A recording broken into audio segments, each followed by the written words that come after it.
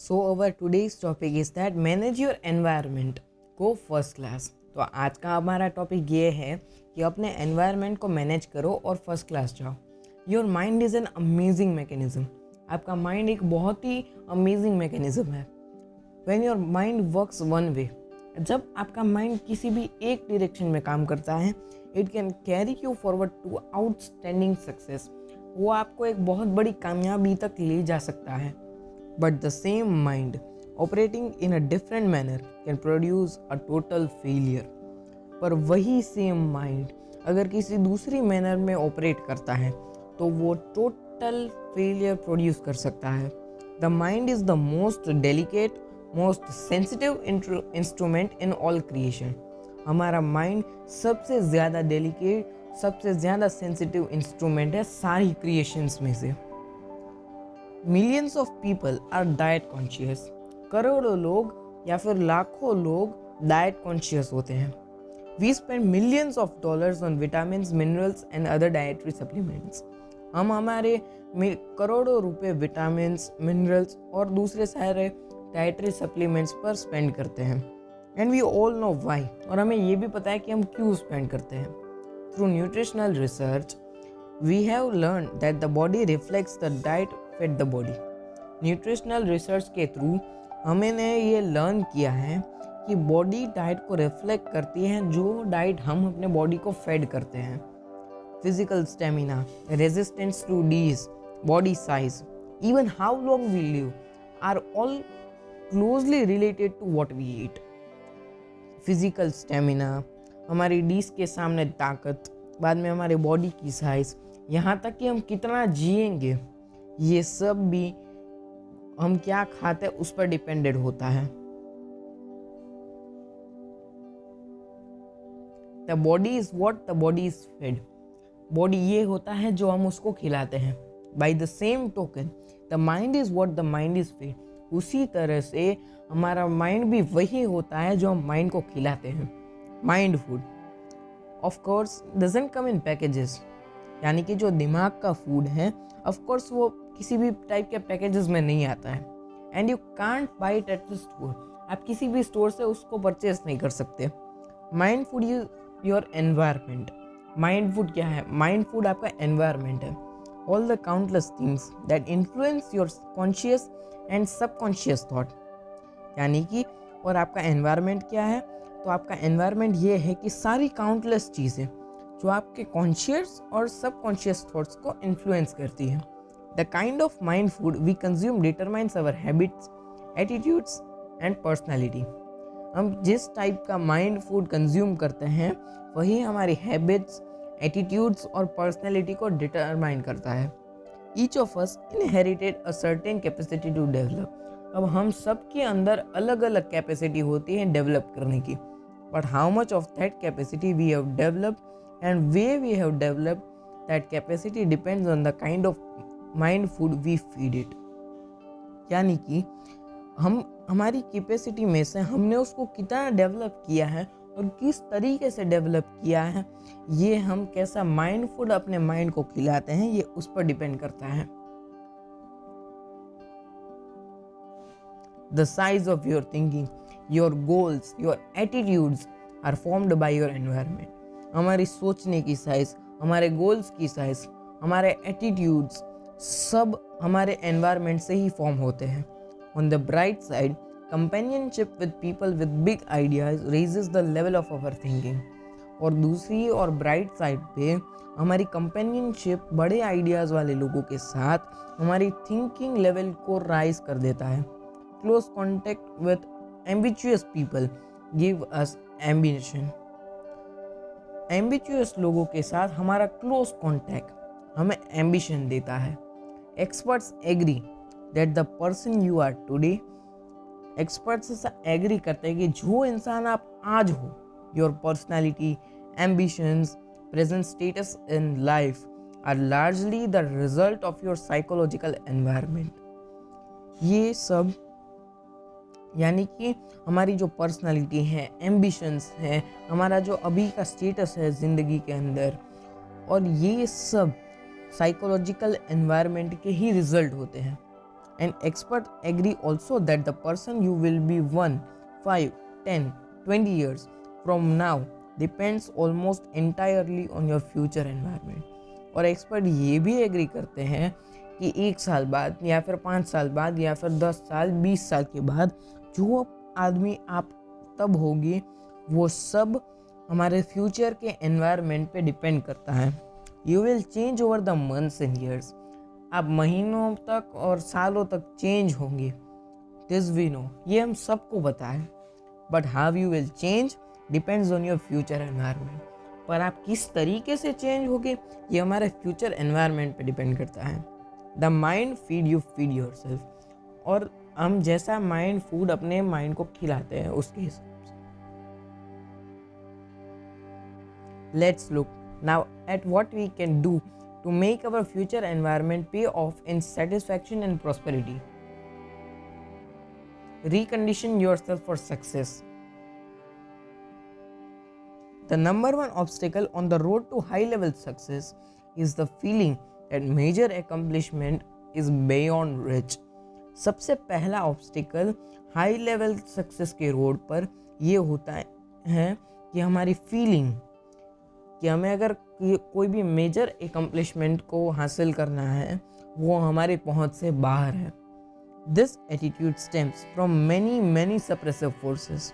अब इस एटीट्यूड की डालियाँ बहुत सारे suppressive forces that direct our thinking toward mediocre levels.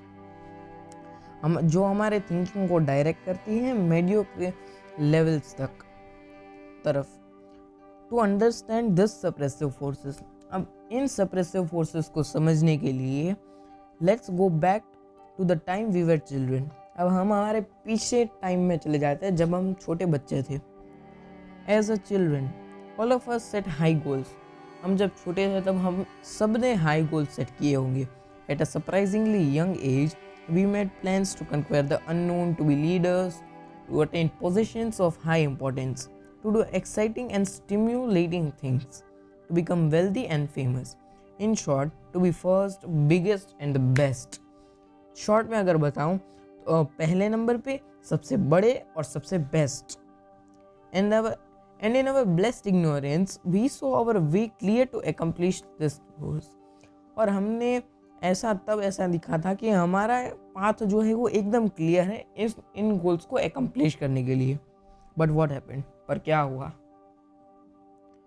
Long before we reached the age when we could begin to work toward our great objectives. अब बहुत time पहले जब हम उस एज पर पहुँचे जब हम इन हमारे ग्रेट ऑब्जेक्टिव्स के लिए काम करना स्टार्ट कर सकते थे, a multitude of suppressive influences went to work. बहुत सारे suppressive influences काम पर चले गए. From all sides we heard it's foolish to be a dreamer. ये वो foolish होता है ऐसा ड्रीम करने के लिए. And that our ideas were impractical, stupid, naive और foolish. और हम ये सुनते थे कि हमारा आइडियाज़ है वो impractical है, stupid है, naive है या फिर foolish है. इसका मतलब ये है कि आपके आइडियाज़ का कोई मतलब ही नहीं निकलता. That you have got to have money to go places. That luck determines who gets ahead. Or you have got to have important friends, or you are too old or too young. As a result of being bombarded with the you can't get ahead, so don't bother to try propaganda. Most people you know can be classified into 3 groups. अब हम आगे नहीं बढ़ सकते इसलिए परेशान मत हो. इस प्रोपेगेंडा के साथ ज़्यादातर लोग को आप 3 ग्रुप में क्लासीफाई कर सकते हैं. First group, those who surrender completely. The majority of people are convinced deep down inside that they haven't got what it takes. हम ज़्यादातर लोग ये डीप डाउन इनसाइड में कन्विंस्ड होते हैं कि वो लोग उसको जो चाहिए होता है वो नहीं कर सकते हैं. That real success, real accomplishment is for others who are lucky or fortunate in some special respect. ये सब चीज़ें उन लोगों के लिए होती हैं जो लकी हैं और फॉर्चुनेट है किसी स्पेशल रिस्पेक्ट में. You can easily spot this people because they go to great lens to rationalize their status and explain how happy they really are. आप ऐसे लोगों को easily spot कर सकते हो क्योंकि ये अपनी ही अच्छी लेंस को ट्रीट करने के लिए चले जाते हैं, उनके स्टेटस को रैशनलाइज करने के लिए और ये समझाने के लिए वो असल में कितने ज़्यादा खुश हैं। सेकेंड ग्रुप, दूसरा ग्रुप, दोस्त वो सरेंडर्ड पार्शियली। अब दूसरा ग्रुप में ये लोग आते हैं जिन्होंने पार्शियली सरेंडर किया था। दिस पीपल प्रिपेयर देमसेल्व्स, ये लोग अपने आप को प्रिपेयर कर लेते हैं। दे वर्क, वो काम करते हैं। दे प्लान, वो प्लान बनाते हैं। बट आफ्टर अ डिकेड और सो, पर 10 साल बाद या फिर उसके बाद resistance begins to build up, resistance बनना स्टार्ट हो जाता है। Competition for top level jobs looks raised, top level jobs का कंपटीशन वो रज्ड दिखने लगता है। They rationalize, we are earning more than the average and we live better than the average. वो लोग रैशनलाइज करते हैं कि हम एवरेज से ज़्यादा अच्छा कमा रहे हैं और एवरेज से भी ज़्यादा अच्छा जी रहे हैं। Why should we knock ourselves out, हमें अपने आप को क्यों सामने से छंछेड़ना चाहिए, क्यों हमें हमारे अपने आप को नॉक आउट कर देना चाहिए। Actually this group has developed a set of fears, पर असल में इस ग्रुप के अंदर जो लोग होते हैं उन्होंने बहुत सारे डर को डेवलप कर लिया होता है। Fear of failure, fear of social disapproval, fear of insecurity, fear of lodging what they already have. बहुत सारे टाइप के फियर डर होते हैं। पहला डर तो ऑब्वियसली यही होता है, फेल हो जाने का डर, सोशल डिसअप्रूवल का डर, बाद में इनसिक्योरिटी का डर, बाद में अभी उनके पास फिलहाल में जो है उसको खो देने का डर। दिस पीपल आर अनसेटिस्फाइड, ये लोग सेटिस्फाइड नहीं होते हैं because deep down they know they have surrendered. और ये लोग इसलिए सेटिस्फाइड नहीं होते हैं क्योंकि उनको अंदर ही अंदर ये पता होता है कि उन्होंने सरेंडर कर दिया है। थर्ड ग्रुप, अब तीसरा ग्रुप ये आता है, those people who never surrender. अब इस ग्रुप में ये लोग होते हैं जिन्होंने कभी सरेंडर ही नहीं किया। This group may be 2 or 3% of the total, इस ग्रुप में 100 में से सिर्फ 2 या 3% ही होंगे। Doesn't let pessimism dictate, pessimism को लेट नहीं करते कि वो डिक्टेट करे। Doesn't believe in surrendering to suppressive forces, वो लोग सप्रेसिव फोर्सेस के सामने सरेंडर करने में बिलीव नहीं करते हैं। Doesn't believe in crawling, crawling में भी बिलीव नहीं करते। This group is the happiest, ये ग्रुप सबसे खुश होता है बिकॉज इट एकम्प्लिशेस द मोस्ट, क्योंकि उन्होंने सबसे ज़्यादा एकम्प्लिश किया होता है। This people become top salesman, ये लोग टॉप सेल्समैन बनते हैं, टॉप एग्जीक्यूटिव्स बनते हैं, top leaders in the respective fields, उनकी रिस्पेक्टिव फील्ड्स में वो लोग कुछ भी टॉप लेवल का बनते हैं। All of us would like to be in the third group, हम सबको तीसरे ग्रुप में रहना ही अच्छा लगेगा। क्यों? The one that find greater success each year, एक आदमी जो हर एक साल ग्रेटर सक्सेस फाइंड करता है। The one that does things and gets result, वो आदमी जो चीज़ें करता है और रिजल्ट को हासिल करता है।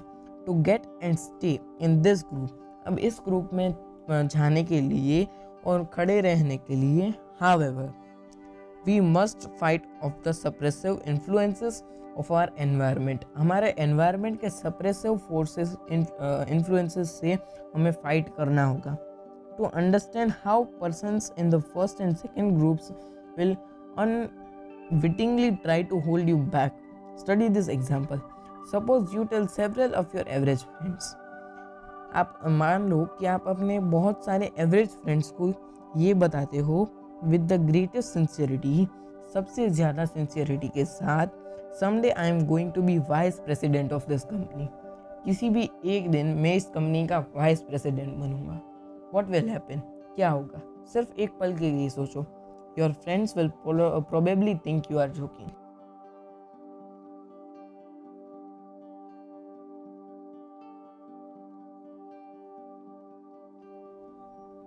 And suppose they believed that you aren't joking, then there are chances that they will say you, are you mad?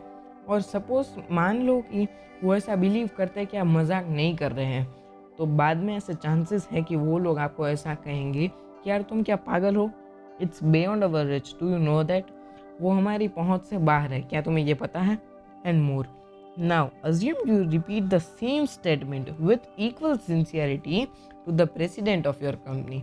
अब ऐसा अज्यूम करो कि आप वही स्टेटमेंट वही सिंसियरिटी के साथ आप अपने कंपनी के प्रेसिडेंट के सामने बोलते हो. हाउ विल ही रिएक्ट, वो कैसे रिएक्ट करेंगे? वन थिंग इज सर्टेन, एक चीज़ सर्टेन है, ही विल नॉट लाफ, वो नहीं हंसेंगे.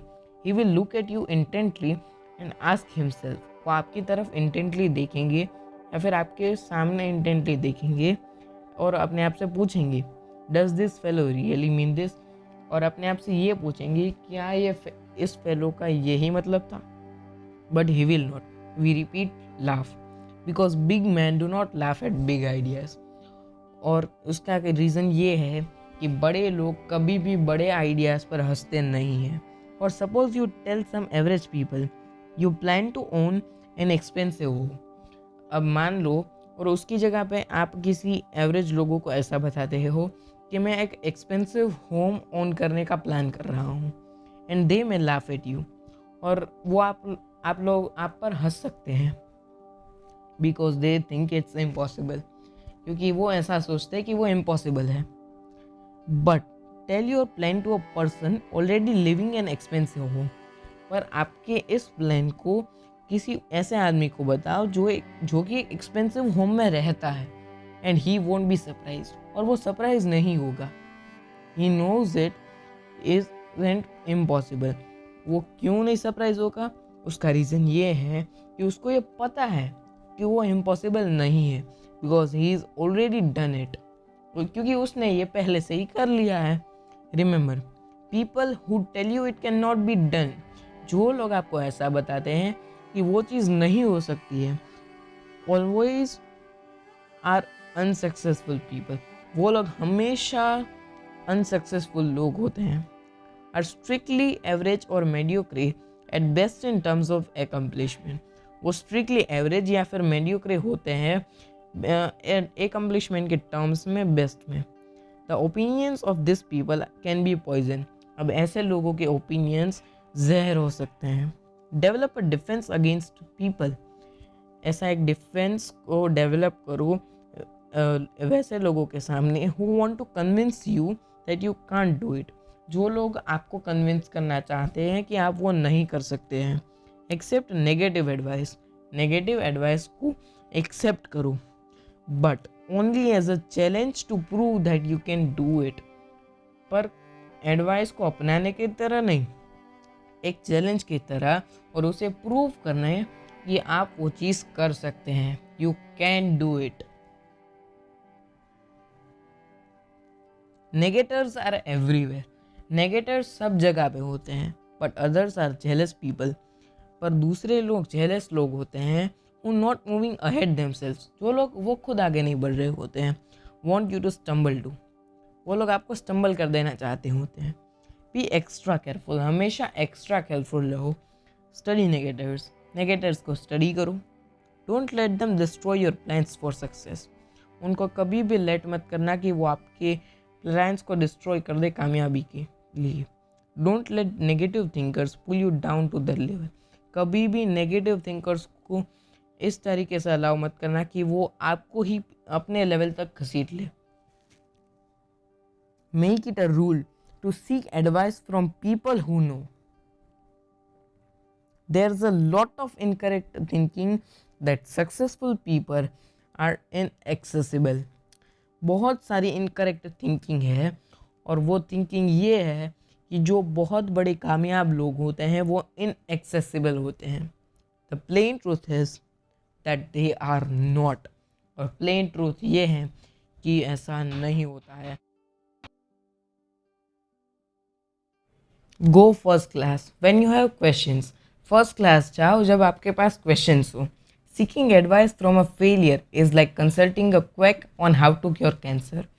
अब फेलियर के पास से एडवाइस को सीख करना उसी की तरह है कि क्वेक को हाउ टू क्योर कैंसर, यानी कि कैंसर को कैसे ठीक किया जा सकता है, ये सवाल पूछना है। Here are a few simple do's to help make your social environment first class। यहाँ पे बहुत ही सिंपल डूज है जो आपको हेल्प करेंगे आपके सोशल एनवायरनमेंट को फर्स्ट क्लास बनाने में। Do circulate in new groups, सर नए नए ग्रुप्स में सर्कुलेट हो। Make new friends, join new organisations, enlarge your social orbit, नए दोस्त बनाओ, नई ऑर्गेनाइजेशंस को ज्वाइन करो, अपनी सोशल ऑर्बिट को एनलार्ज करो।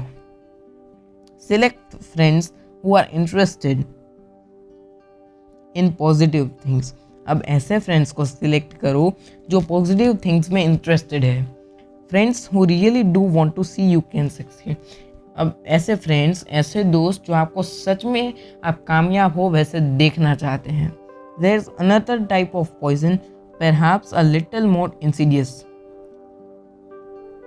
Thought poison, commonly called gossip. अब दूसरी तरह का भी पॉइजन होता है जो कि थोड़ा ज़्यादा इंसीडियस होता है, और वो ये है कि थॉट पॉइजन, इसे गॉसिप भी कहा जाता है। Thought poison differs from body poison, thought poison body poison से डिफर करता है इन टू वेज, दो तरीके में। इट अफेक्ट्स द माइंड, वो माइंड को अफेक्ट करता है, नॉट द बॉडी, बॉडी को नहीं।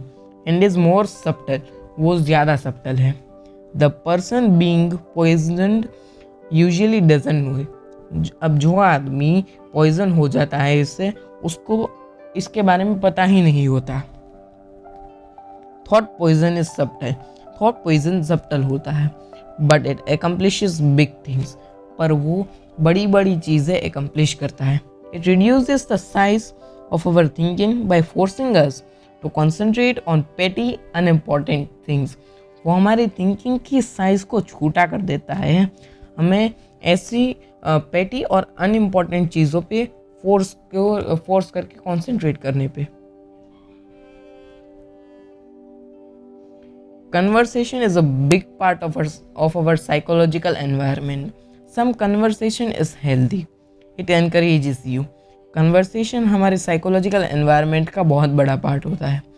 अब कुछ conversation healthy होते हैं conversation, और वो आपको encourage करते हैं। I hope you all have understood and have got the idea about today's topic. Wish you all a very bright future.